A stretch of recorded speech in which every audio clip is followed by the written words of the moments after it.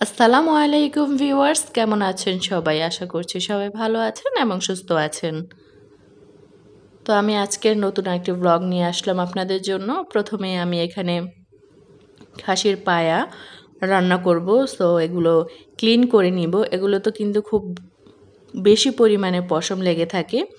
So এগুলো clean করা একটু সময় সাপেক্ষ ব্যাপার। আমি এগুলোকে প্রথমে কয়েকবার পানি দিয়ে ধুয়ে নিব। অনেক পশম লেগে থাকে কিন্তু উঠতে চায় না টানলেও এগুলো। সো এখন আমি আটা মাখিয়ে নিব বেশি করে। আটার সঙ্গে যেহেতু আটাটা আঠালো, ওই সঙ্গে লেগে মানে ধোয়ার সময় পশম উঠে আসে। মানে ক্লিন করাটা তাড়াতাড়ি হয়ে যায়।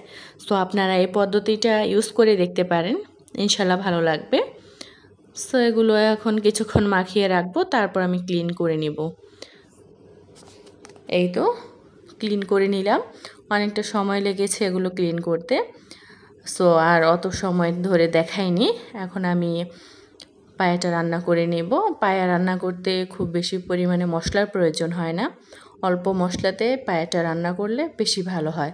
সো আমি এখানে প্রথমে হলুদ গুঁড়ো, মরিচের গুঁড়ো, জিরে গুঁড়ো, তারপরে গরম মশলা গুঁড়ো, আমি আস্ত কোনো গরম মশলা দিচ্ছি না এখানে। গুঁড়া গরম মশলা ঘরে তৈরি করে রাখা সেটা দিয়ে দিয়েছি। আদা রসুন বাটা, পেঁয়াজ, কাঁচামরিচ, যতটা পায়া তার 2.5 থেকে 3 গুণ পরিমাণ পানি দিতে হবে। কারণ এটা অনেকটা টাইম নিয়ে সেদ্ধ হতে থাকবে। পায়ার গায়ে যেই মাংসগুলো এবং রগের মতো থাকে লেগে, ওগুলো সেদ্ধ হতে অনেকটা সময় লাগে। পায়াটাকে আমি আগের দিন রান্না করে রাখবো। এরপর আবার এটাকে জাল করে আপনারা বাগার দিয়ে নিতে পারেন। বাগার দিয়ে রসুন, পেঁয়াজ, শুকনো মরিচ দিয়ে বাগার দিয়ে নিলে সুন্দর কিন্তু ফ্লেভার চলে আসে। তো আমি রান্না করে নিয়েছিলাম যেদিন, তারপরের দিনের হচ্ছে ভিডিও এটা। দেখুন কতটা সুন্দর হয়েছে। একদম হাড় থেকে সব খুলে খুলে চলে এসেছে এবং বেশ ঘন হয়ে গিয়েছে। এখন এটা পরোটা, রুটি, নান যে কোনো কিছুর সঙ্গে বেশ ভালো লাগে, টেস্টি লাগে খেতে। শুধু শুধু খাওয়া যায়, তবে শুধু শুধু আমার কাছে খেতে একটু অন্যরকম লাগে। মানে যেহেতু খুব আঠালো টাইপের, আমার পরোটা বা রুটি দিয়ে খেতে সবচেয়ে বেশি ভালো লাগে। এখানে আমি রান্না করে নিচ্ছি, এটা হচ্ছে রুই মাছের ডিম। তো প্রথমে আমি মাছের ডিমটাকে একটু ভাপিয়ে নিব সামান্য হলুদ আর লবণ দিয়ে। জাস্ট 3-4 মিনিটের জন্য একটু ভাপ দিয়ে নেব।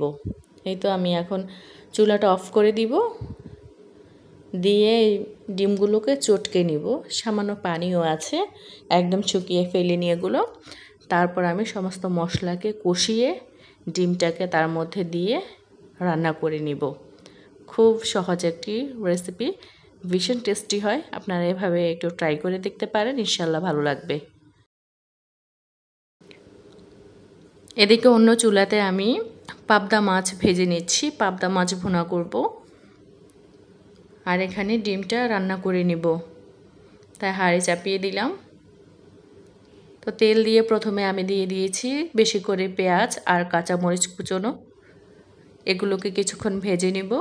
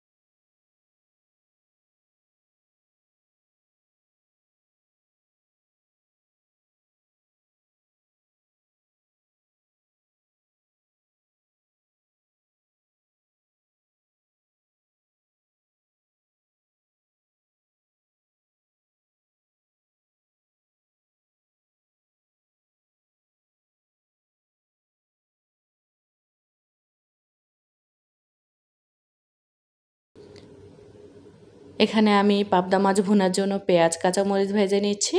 আর এদিকে আমার মাছের ডিমটাও প্রায় হয়ে এসেছে। এখন ভাজা ভাজা করে জাস্ট চুলাটা অফ করে দিব।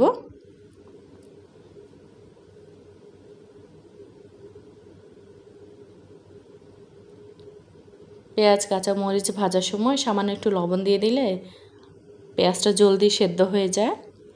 আমি একটু রসুনও দিয়ে দিয়েছিলাম, ওটা দেখাতে আর কি ভুলে গিয়েছি। এখন আমি দিয়ে দিলাম পানি।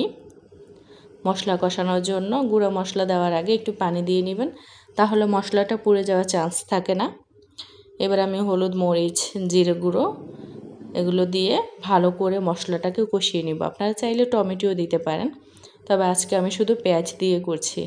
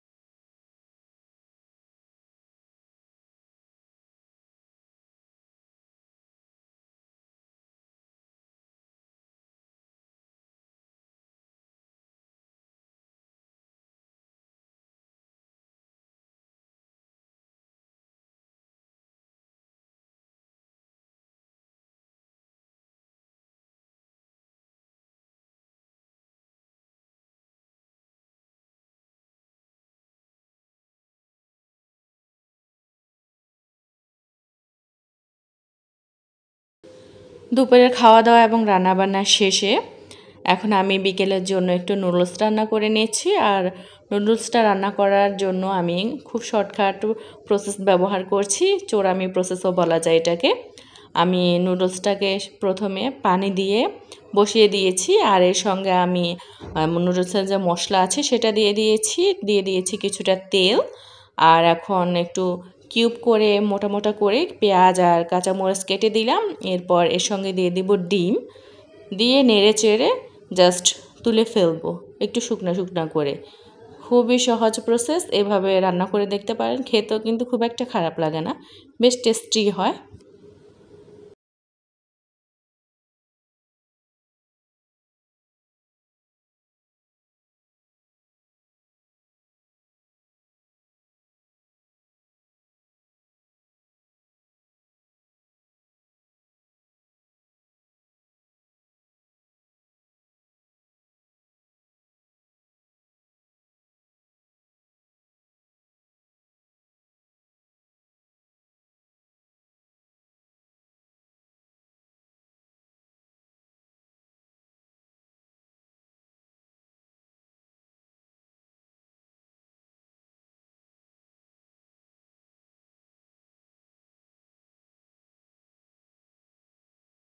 হয়ে গিয়েছে আমার খুবই ইজিভাবে রান্না করা নুডলস, বা চোরা নুডলসও বলতে পারেন। যতটা মানে সহজে রান্না করা যায়, একদম 5 মিনিটও লাগে না রান্না করতে। আপনারা বাসায় ট্রাই করতে পারেন। খেতে কিন্তু খারাপ লাগে না খুব একটা, ভালোই লাগে। তো আমার চ্যানেলটি নিউ, আপনাদের যদি ভালো লেগে থাকে তাহলে প্লিজ প্লিজ সাবস্ক্রাইব করবেন। তো আজকের মতো এখানে।